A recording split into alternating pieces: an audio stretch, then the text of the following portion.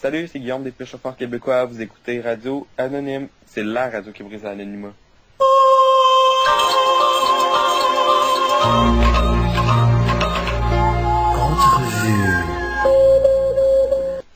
Bon, là, est-ce que vous connaissez l'émission Les Pires Chauffeurs québécois? Si oui, vous avez sans doute remarqué que le gagnant de cette émission du Pire Chauffeur était Guillaume Francoeur. Et oui, j'ai réussi à avoir une entrevue avec lui et il est présentement en ligne avec moi. Alors, on va aller voir qu'est-ce qu'il avait à nous dire. Salut Guillaume, comment ça va? Salut, ça va toi? Oui, merci. Donc, pour ceux qui ne te replacent pas, tu es le grand gagnant de l'émission Les Pires Chauffeurs québécois à Z Télé. Ouais, exactement. La première saison. Et comment t'as trouvé ton expérience? Peux-tu m'en parler un petit peu? Ben, j'ai trouvé ça le fun, tu sais. C'est une affaire qui arrive une fois dans une vie. Puis, tu sais, en allant à l'émission, je savais que j'avais des points à améliorer sur ma conduite. Mais je pensais pas autant. Mais je suis content d'avoir appris, peut-être, que le monde, oui, trouve que je suis le pire, mais, tu sais, en même temps, j'ai beaucoup appris sur l'expérience de conduite, puis, tu sais, le monde voit ça beaucoup négativement, mais parce qu'on voit pas à TV tout ce que j'ai appris, en fait. Non, ça doit, hein? Mais, tu sais, c'est une affaire que je m'aurais... Si on m'avait dit il y a un an que j'allais faire les pires chauffeurs, là, j'aurais dit, ah, t'es fou, mais finalement, tu sais, je l'ai fait. C'est une affaire qui arrive une fois dans une vie, j'ai fait ça avec ma meilleure amie, puis on a eu du fun. Puis le monde diront ce qu'il en pense, mais ça reste que je suis beaucoup meilleur que quand je suis arrivé au centre de réhabilitation. Ça, j'en doute pas. Puis, est-ce que tu te considères meilleur depuis la fin de cette émission-là? Oui, je me considère meilleur depuis la fin de l'émission, là. J'ai fait beaucoup moins d'accrochage, peut-être 200 accrochages, puis depuis la fin de l'émission, fait qu'environ il y a 5 mois, j'ai peut-être juste une trentaine d'accrochages depuis. Fait que, ouais, je me suis beaucoup amélioré. Puis, je vais continuer à m'améliorer, là, ça fait juste 2 ans que j'ai mon permis, fait que... Ah, quand même, hein? Je vais gagner de la pratique, puis je vais être de meilleur en meilleur, puis un jour, je vais être un conducteur régulier, espérons. Ben, je te le souhaite. Merci. Qu'est-ce que tu retiens de cette aventure-là? Je retiens de l'aventure que parfois on peut se trouver bien bon dans quelque chose qu'on fait régulièrement, mais qu'en fait, il y a toujours place à l'amélioration. Puis que, tu sais, faut prendre la vie, tu sais, oui, faut prendre la vie à la légère, mais faut s'amuser dans la vie. Puis, regarde, je regrette pas d'avoir fait ça. J'avais un été de libre, puis c'est une expérience unique. Fait que Ça t'a aidé, c'est cool. retiens du bon, là.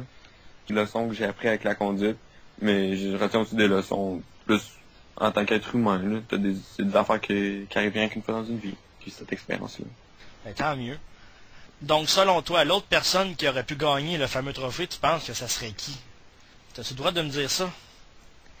Selon moi, l'autre personne qui aurait pu gagner le trophée, ça aurait été Gaétane. Je pensais vraiment que ça allait être Gaétane qui allait gagner le trophée, mais finalement, ça a été moi. Mais je pensais vraiment que c'était Gaétane. Ah oui? Mais, parce que, je sais pas, genre, je trouvais qu'elle apprenait moins.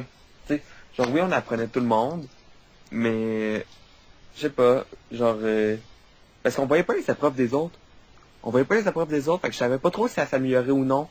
Mais, parce que des fois, on parlait de genre, qu'est-ce qu'on a retenu des leçons qu'on a faites, puis moi, je m'en rappelais, mais des fois, Gaétane, elle s'en rappelait moins qu'est-ce qu'on a fait, fait que je me suis dit, ah, elle doit pas avoir réussi ses épreuves. Fait que moi, dans ma tête, c'était Gaétane qui allait gagner. Mais c'est quand, à final, on a comparé vraiment tous nos résultats, genre, ah, j'ai réussi, genre, 5 épreuves sur les 22, ah, moi, j'en ai réussi 4, puis tout, c'est là que je me suis dit, oh, ok, je vais peut-être gagner le pire. Fait que, tu sais, ça a fait ses dur. Ok, ouais, je comprends ça. Donc, la grosse question qu'on se pose tout. Est-ce que Roxane embarque encore avec toi en ce jour? Non, Roxane n'embarque plus avec moi, comme personne, d'ailleurs. Ouais, personne n'embarque avec moi. Ça me fait économiser du gaz. Fait que... Ouais, seul au monde dans mon auto. C'est les autres qui sont stressants, fait que... Je suis beaucoup plus calme tout seul. Ça, je te crois. Je sais pas si c'était vraiment réaliste, mais y avait-tu vraiment de la difficulté dans les épreuves? Oui, les épreuves sont beaucoup plus difficiles qu'on le pense.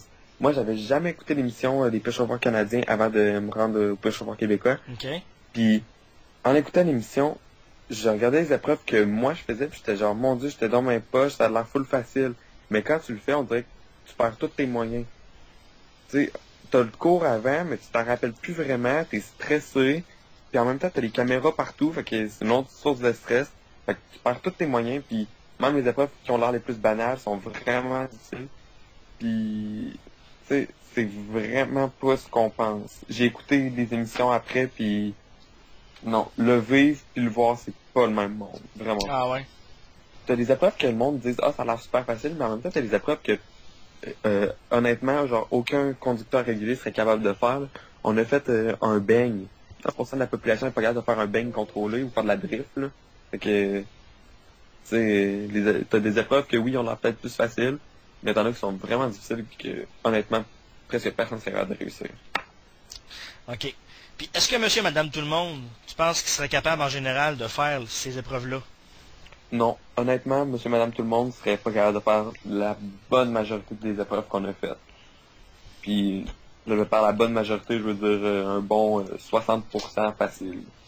Le monde sous-estime les épreuves qu'on a faites, mais c'est quand t'es fait que tu réalises que t'as peut-être du travail à faire en tant que conducteur. Hein. OK. Parce qu'à la base, la plupart des personnes qui se sont inscrites à l'émission, ils pensaient conduire bien. Seras-tu de la saison 2? Non, je suis pas dans la saison 2. On t'a vu dans l'annonce, par exemple. Ouais, on m'a vu dans l'annonce. Là. Ouais, c'était le fun. Le tournage de l'annonce, s'est-il bien passé? Ouais, ça s'est bien passé. C'était la première fois que j'étais sur un plateau de tournage autre que pour l'émission, là, qui avait des caméras partout. Wow. Mais ouais, c'était le fun. Tu sais, je pensais jamais en allant à l'émission que j'allais faire une annonce. Fait que c'est un petit plus, là, c'est le fun. Puis tu vois comment c'est fait, là. J'écoute beaucoup d'émissions à TV, fait que je me suis dit, ah ben, je vais voir comment c'est en arrière des caméras. Puis c'est vraiment, Ça. Ouais. c'est vraiment intéressant. Là, t'as beaucoup plus de personnes que tu penses. Alors, merci beaucoup, Guillaume, d'être venu à mon émission du Big Pat Show. C'était un plaisir. Ah, y a aucun problème. Merci à toi. Puis, est-ce que tu as une demande spéciale pour nous? Ma demande spéciale, c'est Motley Crue Girl Girl Girl. À l'honneur des bruits de moto au début.